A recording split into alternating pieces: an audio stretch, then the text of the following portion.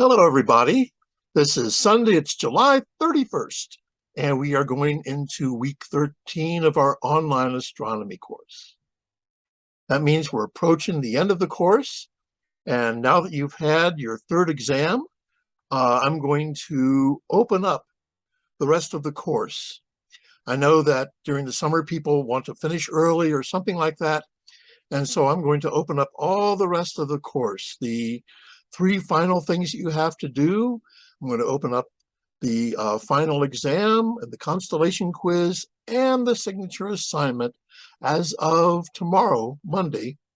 And you can take them anytime you want to. You can take them early if you want to.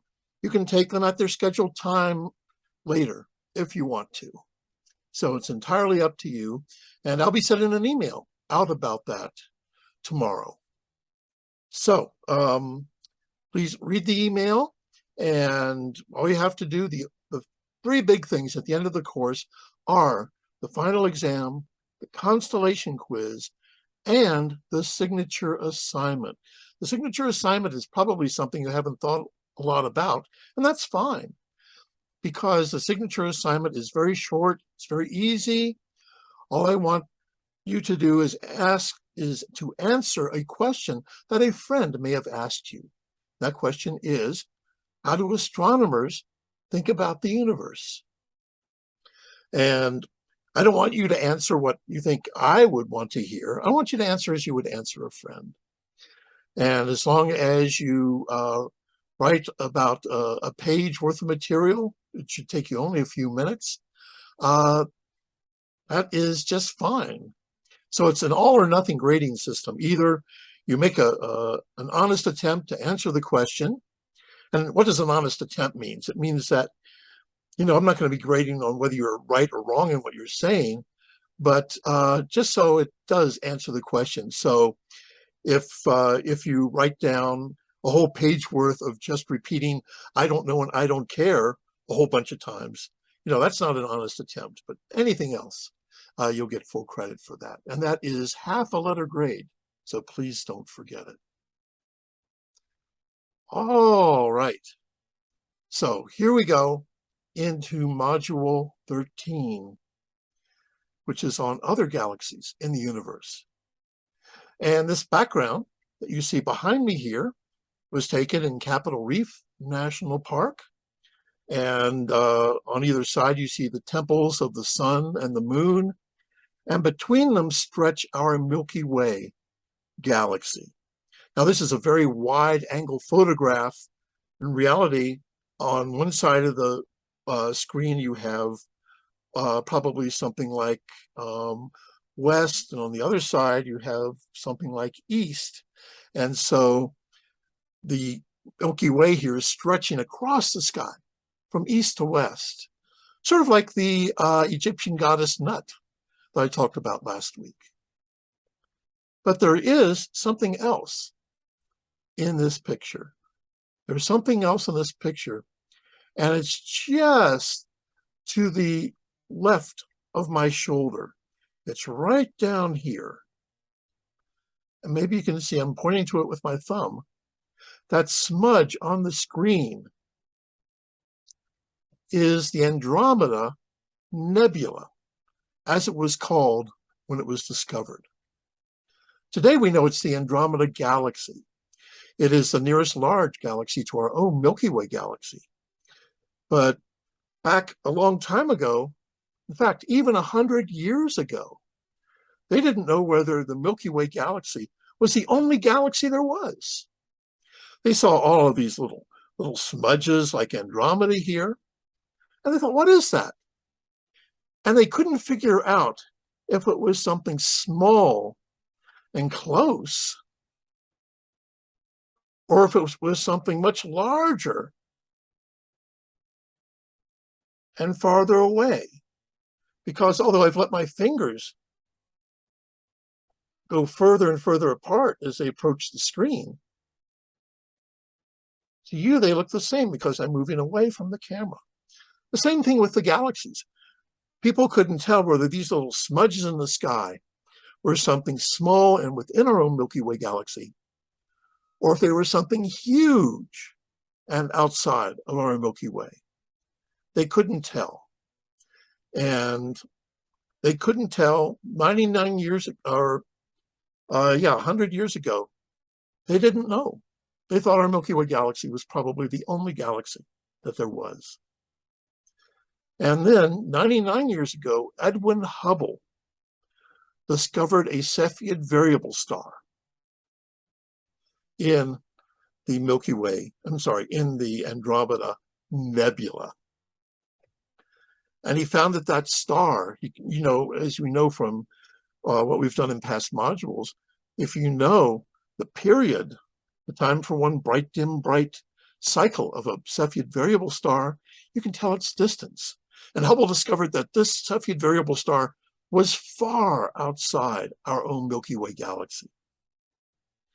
And today we recognize that the Andromeda galaxy, as I'll properly call it, is 2.5 million light years away from us. That means it took light from Andromeda 2.5 million years to get here. 2.5 million years ago, Homo sapiens didn't exist. The first hominids were coming out of Africa. And by the time Homo sapiens arose, the light had only gone 10% of its way toward Earth. And so for the entire history of humanity, the light that you're looking at, when you look at Andromeda, that light was traveling for the entire history of humanity. And I think that's really, really pretty cool. Now, I'll show you at the end here, I'll show you how you can find the Andromeda galaxy, because it's the farthest thing you can see with your naked eye.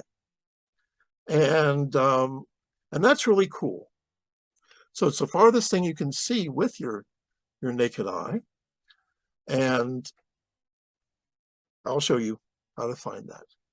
But we're going to find out that there's lots of different types of galaxies. There are spiral galaxies. And some of those spirals have a central bar in the middle of them. They're called barred spirals. Our own Milky Way is a barred spirals. But some spirals have bars in them, some don't. There are also big football shapes of galaxies.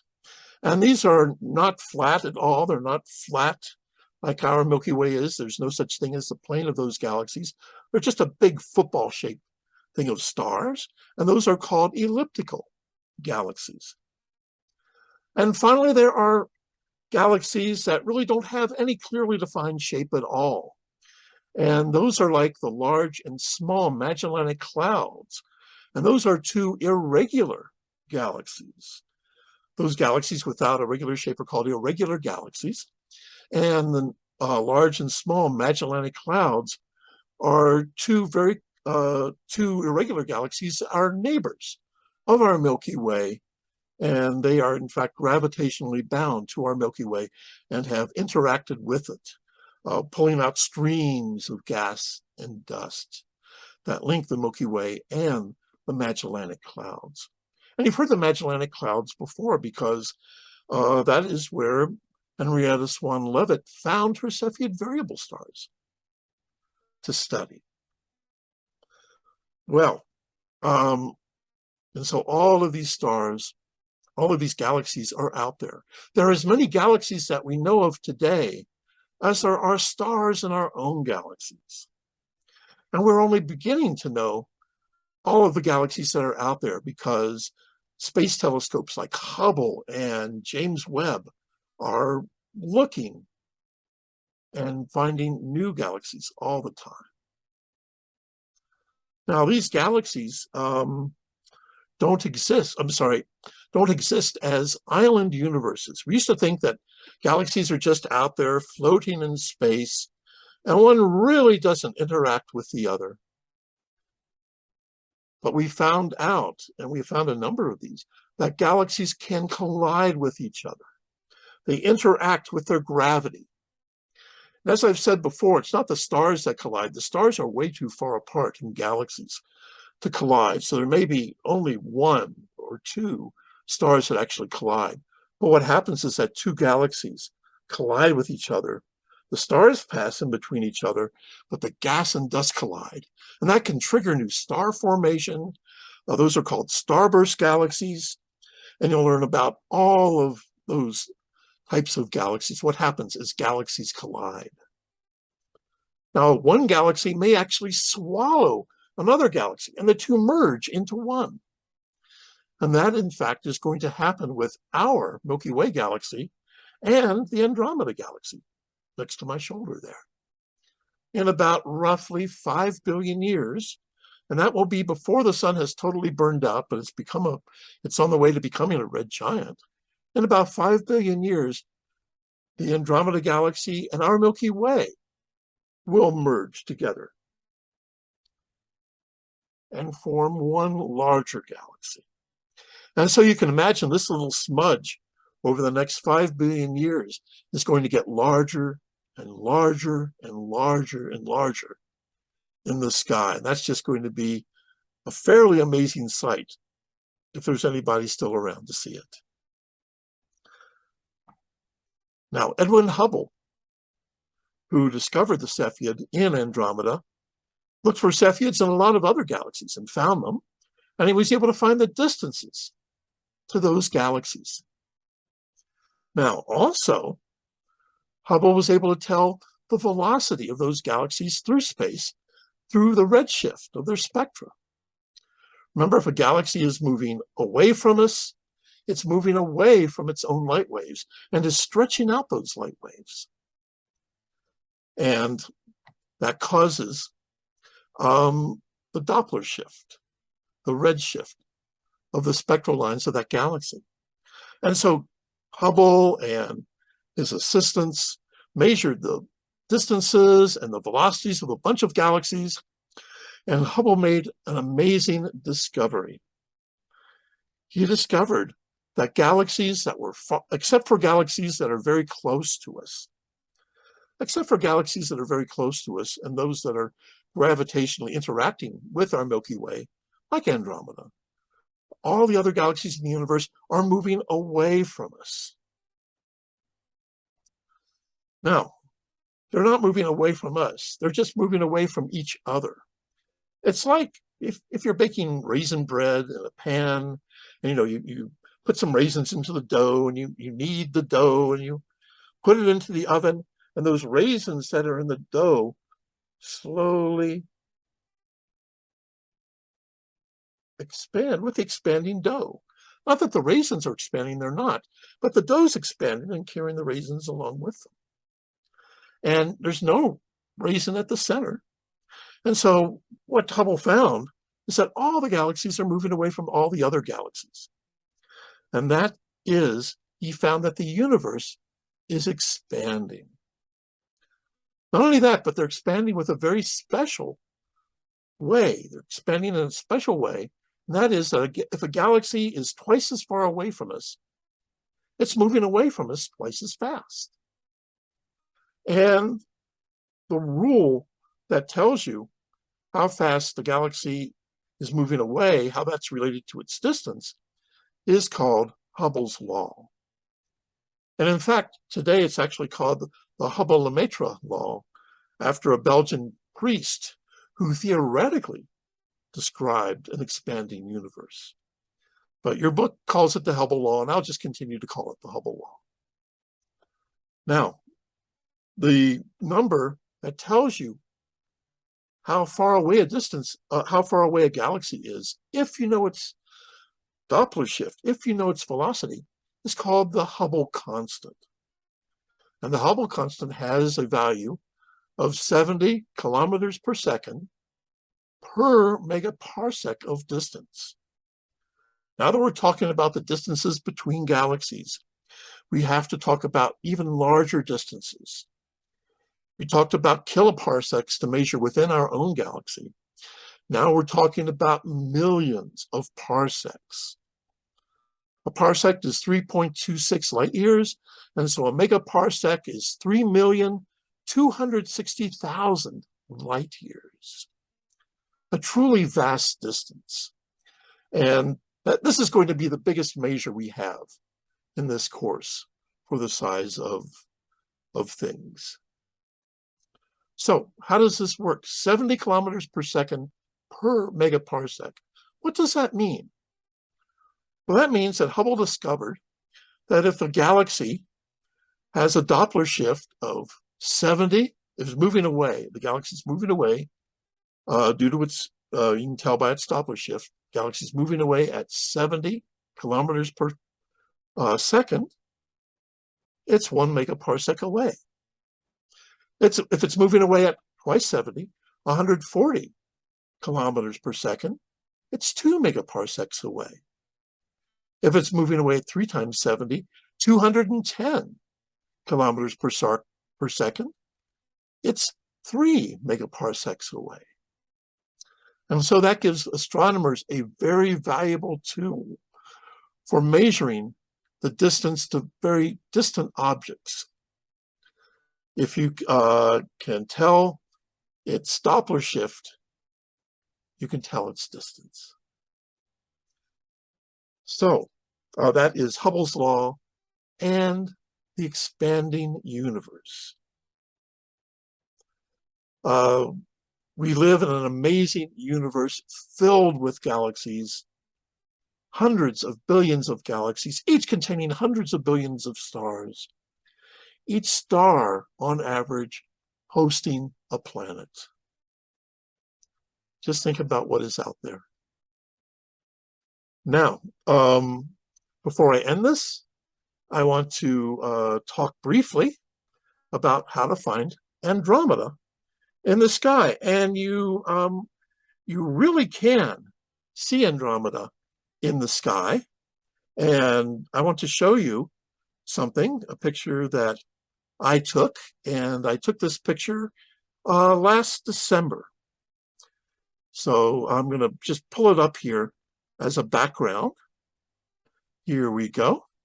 So this is a picture I took, and I'll move aside just here for a second. And maybe you can see the edge of my chimney there. I just went out in my driveway. I live on the East Bench in Ogden. So I just pointed my camera straight up in my driveway, and you can see all the stars that were visible that night. It was a beautiful night. And maybe you can see that right here in the sky is this little smudge. And that is the Andromeda Galaxy. And you can see it with your naked eye. It's the farthest thing you can see with your naked eye. So how can you find that?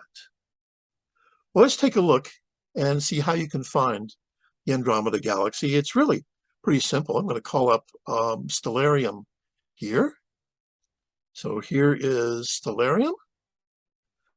And this is as the sky would look this Wednesday, although what I'm going to say works just about any time. And here's the Big Dipper. We're looking north. This is about 11 o'clock at night. We're looking north. Here's the Big Dipper, Ursa Major. And if you imagine the Big Dipper just throwing water, arcing across the sky, going from west toward the east, it hits this big W in the sky, which is the constellation of Cassiopeia. So here we go, that big W in the sky. You can see right there is Cassiopeia. And if you'll take a look at these 3 stars in Cassiopeia, the 3 brightest stars in Cassiopeia form a little arrow that's pointing toward the constellation of Andromeda. And especially if you just follow it over, just right there is that smudge, the Andromeda Galaxy. Now, right now, it's fairly low in the sky, but if you wait until October, November, December, it's really high in the sky. And you can always find it because Cassiopeia is always visible in the sky. Andromeda is always visible in the sky, but if it's low, it's sometimes lost in the haze near the horizon. So let me just pull Andromeda over here. And we can zoom in on it. There we go. And there is Andromeda. If you could really see it with your naked eye, there's about 6 full moons that could fit from one side of Andromeda to the other. So it's big in the sky, it's just very faint.